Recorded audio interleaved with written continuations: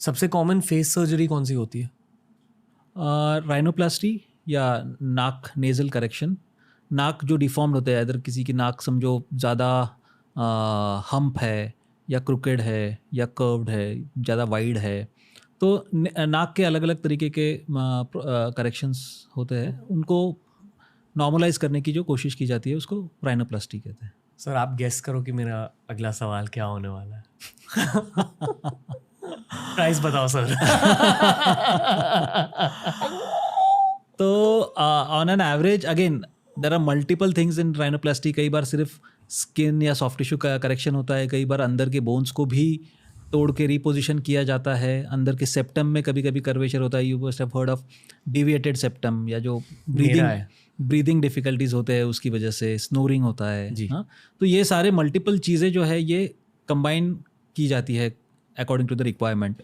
या किसी चीज़ का बेस वाइड होता है, टिप थिक होता है, ये सारी चीज़ों को according to the requirement adjust किया जाता है. तो on an average around 1 to 2 lakh rupees तक.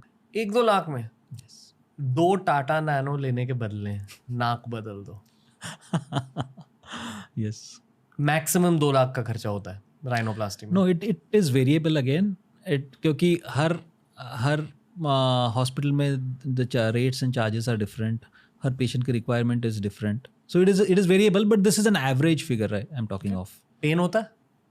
थोड़ा बहुत पेन होता है. देयर इज नो,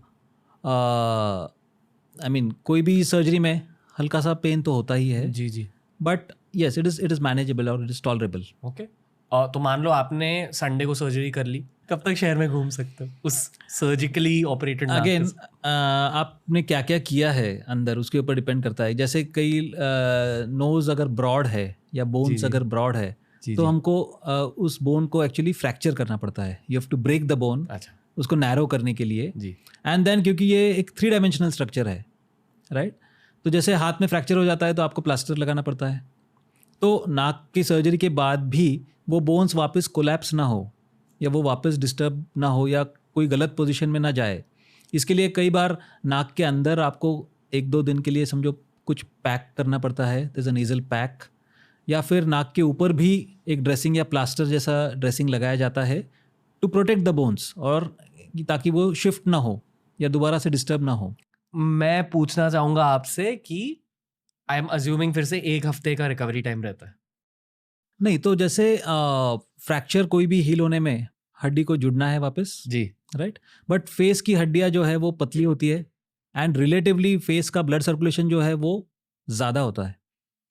तो इसलिए healing of the facial bones, चेहरे की जो हड्डियाँ है वो ज़्यादा फास्ट हील होती है. अच्छा.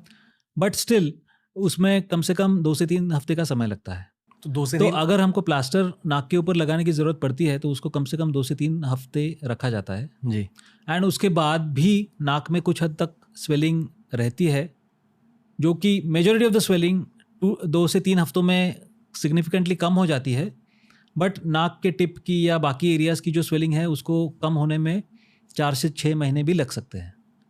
तो एक माइन्यूट सा चेंज या स्वेलिंग जो कि सिर्फ खुद को या अपने क्लोज सर्कल्स को नोटिसेबल है, वैसी स्वेलिंग रह सकती है. बट द ग्रॉस स्वेलिंग जो कि कोई अनजान आदमी पहचान ना सके, वैसी 2 से 3 हफ्तों में चली जाती है. अनजान आदमी को देख के लगेगा कि क्या मस्त नाक है. यस, बस यस, उतना ही. ओके. मैंने सुना है कि जॉ करेक्शन भी कॉमन होती है, करेक्ट? यानी कि अगर किसी की ऐसी जॉ है, बिल्कुल ब्रॉक लेसनर की तरह जॉ, तो फिर उसे करेक्ट कर देते हैं. यस. तो उसमें भी 2-3 तरीके हैं. इधर हड्डी की एनलार्जमेंट है या the jaw bones are wide, तो उसमें थोड़ा सा चिजलिंग करके उसको नैरो किया जाता है. या मसल हाइपरट्रोफिक है, जो मैसेटर या जॉ के मसल्स है दे आर टू थिक, उसकी वजह से भी हो सकता है. या कभी कभी देयर इज़ फैट डिपोजिशन, जैसे डबल चिन या नेक में एक्सेस फैट डिपोजिशन होता है, तो उसको फैट को कम करने के लिए लाइपोसक्शन किया जाता है ताकि जॉ का डेफिनेशन इंप्रूव हो जाए, या the chiselled appearance is better.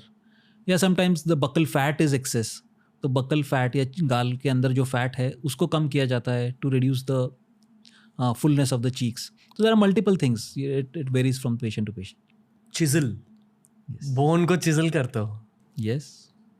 So just as जैसे कारपेंट्री में इंस्ट्रूमेंट्स इस्तेमाल होते हैं, these are practically the similar instruments. तो उस सर्जरी में बेसिकली आप यहाँ एक छोटा सा कट कर रहे हो, फिर बोन दिख गई और बोन पर घिसाई कर दो। यस, तो इधर वो चिजल जो होता है जी। आप उसको हैमर से टैप करके you can shave off a part of the bone, okay, shave it off in layers so that the you can plan it. उसमें भी प्लानिंग होती है, इधर प्री ऑपरेटिवली आप एक्सरेज करते हैं या सीटी स्कैन करते हैं जिससे आपको एक बोन साइज या वॉल्यूम का आइडिया पता चलता है, and then you plan it कि आपको कितना रिडक्शन करना चाहिए, what is the patient expectation. जी। ये सब चीज़ों को मैच करके देन यू डू इट। यही सेम 1-2 lakhs इसी रेंज में होता होगा। Yes. छोटी मोटी फेस की करेक्शन करनी है 1-2 lakhs and recovery time 3-4 weeks. Yes 1 महीने का रिकवरी टाइम 2 नैनो बस। यस हमेशा चेहरे में कुछ ऐसा दिख गया